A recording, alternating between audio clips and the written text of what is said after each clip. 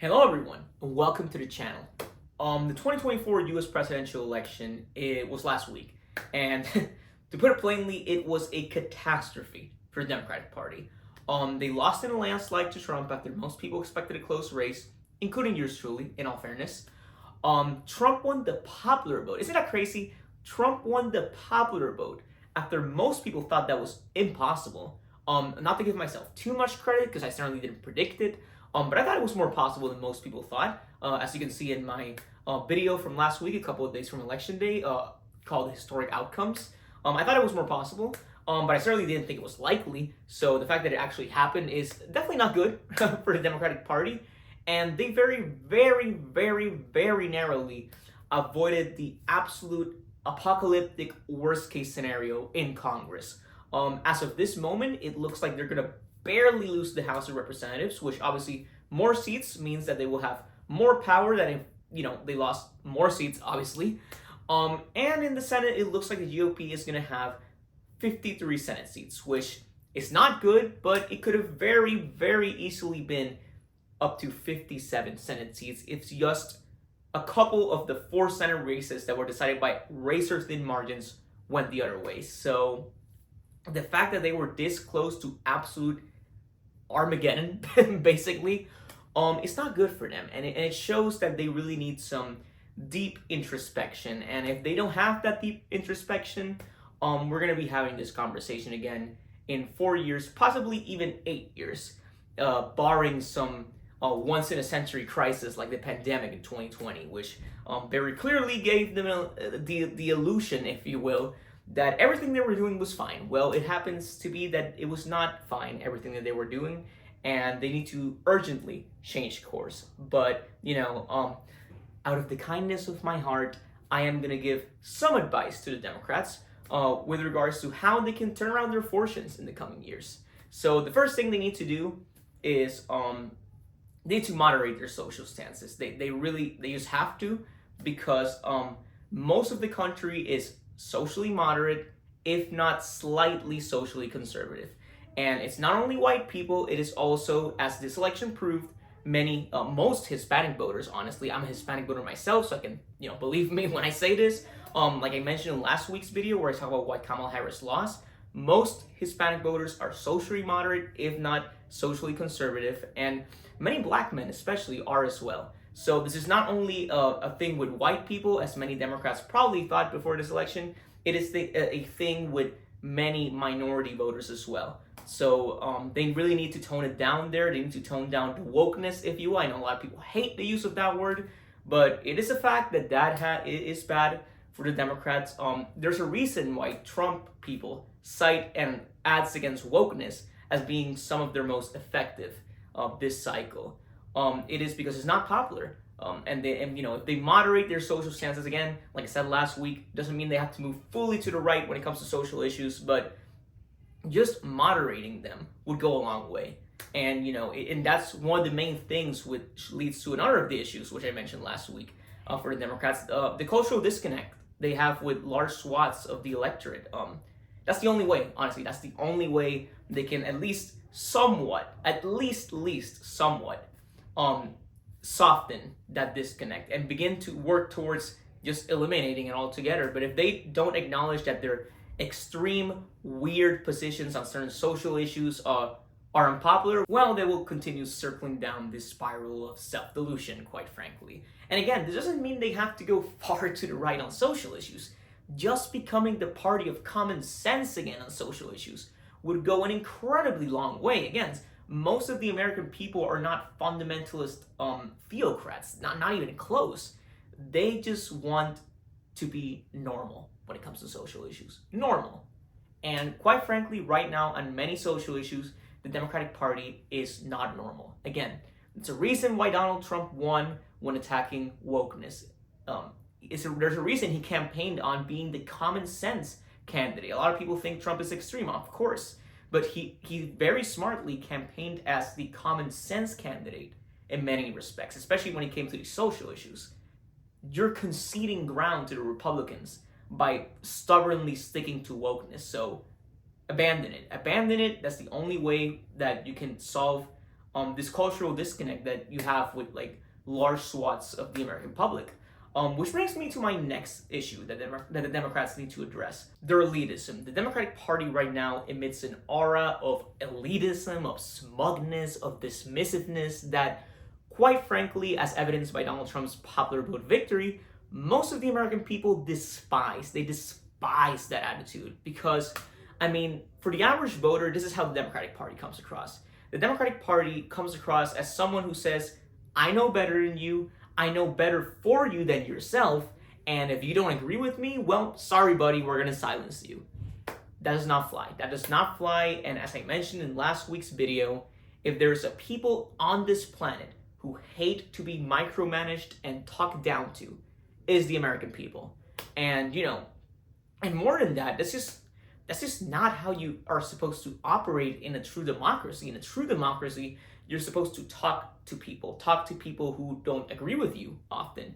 You're supposed to persuade. And Democrats seemingly forgot that. They forgot that, and again, being dismissive of people's concerns about your policies, about just anything, really. Again, it's not just dismissiveness about people's concerns, which obviously is a problem, like I mentioned, but they've so internalized this elitist, dismissive attitude that it just spills over in other contexts. So, for example, I was reading an article this week about the congresswoman from Washington's 3rd Congressional District, which happens to be very rural, about how she went to a Christmas party where Kamala Harris happened to be, and how, the congresswoman mentioned something relating to her district, and how Kamala Harris was so smug and dismissive about that comment, was just and not only that, I saw an article today, actually, about how the Philly Democratic chair felt completely unheard and ignored by the Kamala Harris campaign. Now, did they do that on purpose? I don't know. If they did, they're stupid. But I don't think they did that on purpose, honestly. I think they've just so internalized that dismissive, smug, elitist attitude. They've, just gained so many bad habits, if you will, from that elitist attitude that, it just spills over naturally in situations, in other situations, other contexts, if you will. And obviously that's not good. That's not good because you're not going to appeal to voters that way. You're not going to appeal to voters that way. And as long as you don't appeal to voters, you're just going to keep losing / underperforming in elections where you could very much win otherwise. So that is something that the Democratic Party has to address, which brings me to my next point, which is embracing the populist zeitgeist. Ever since 2016, we have been in a populist zeitgeist because the American people are not satisfied with the status quo. And again, going back to 2020, I think I've gone back to 2020 several times, but going back to 2020, again, after they won, the Democrats came under the false impression that, they won because the people just wanted the pre-2016 status quo again. They were wrong, obviously. The reason why they won is because there was a once-in-a-century pandemic, and the incumbent happened to be Donald Trump. Okay, they just wanted out of the chaos. They wanted a break from the chaos, but they didn't love the pre-16 status quo. They weren't begging for the pre-2016 status quo. And, reality set in this election. It quite frankly set in, and they learned the hard way. And, this is not to say that everything has been the same to pre-2016 during these last 4 years. Biden has done some legitimately good stuff when it comes to manufacturing. He has been more pro-labor than many Democratic presidents prior to him, at least in recent history. But generally, it was a return to the status quo in a lot of ways, especially when it came to the reverence of elite institutions, the empowering of these elite institutions. Institutions that, quite frankly, the American people have lost faith in, and which has made the Democratic Party in the last couple of years, the last decade since the Trump era began, the party of the elite. And in a populist time, quite simply, that is not going to win you many elections, okay? I'm sorry to tell you. And what do the Democrats need to do in response to this? Well, stop being so elitist. It's embrace the populist zeitgeist. I mean, it's quite simple. It's as simple as that. And, be the anti-elite party again. I mean, that's what you were under the George W. Bush administration. You were the anti-elite party, the anti-Wall Street party, at least in rhetoric. You were the anti-war party. Like, go back to that. I mean, that's the reason why you were so successful in the 2006 midterm elections. It's the reason why you were able to appeal to large swaths of voters. You were the party of the little guy.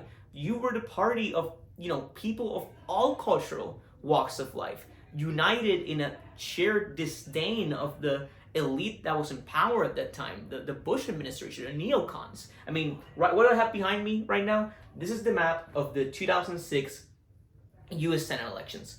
Look at the Democratic performance here. They won in Missouri. They won in Montana. Look at their performance in the House. Look at all these places where they used to win that right now they get demolished in constantly. They had a governorship in Wyoming, in Oklahoma, in Kansas. I think they have one in Kansas, in all fairness, right now. But in Oklahoma, in Wyoming, in Arkansas, Tennessee, places they cannot even compete right now. And they, quite frankly, will never be able to compete again unless they just change course. And again, the easiest way to immediately embrace course is to become the party of the average person again by following all of the steps that I have outlined so far. Be the party that's against the elite again. Do that.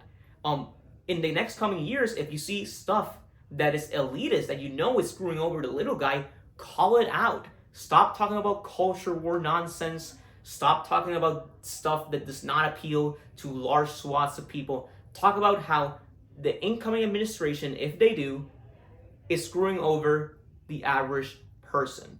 If you see that, if you see signs of rich people get away with stuff that they shouldn't, if you see signs of hypocrisy, of elitism that's screwing up the average American, call that out. Focus your messaging on that. And again, going back to one of the main things I said earlier on, learn how to talk to these voters again.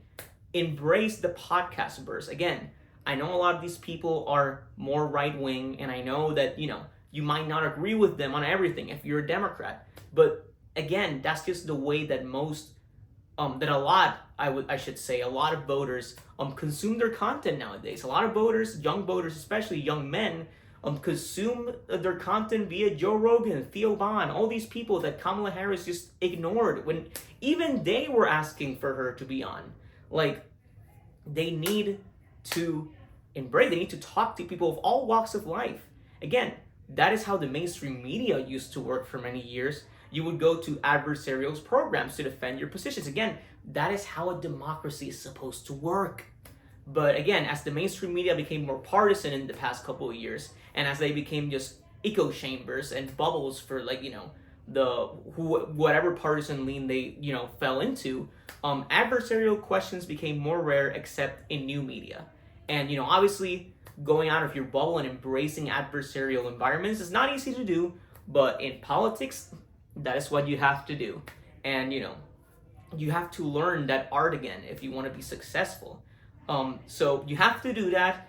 And finally, and this is the final thing I'm going to say in this video, you need to learn how to tell a story again. Honestly, I've seen, not many people are talking about this, but I've seen enough people who that has made me think about this. And this is something I've been thinking about for many months as well, as I've been just analyzing this election and the state of American politics in general as of late. The Democratic Party fundamentally does not have a story that it's telling right now. They don't have a narrative. They don't have one.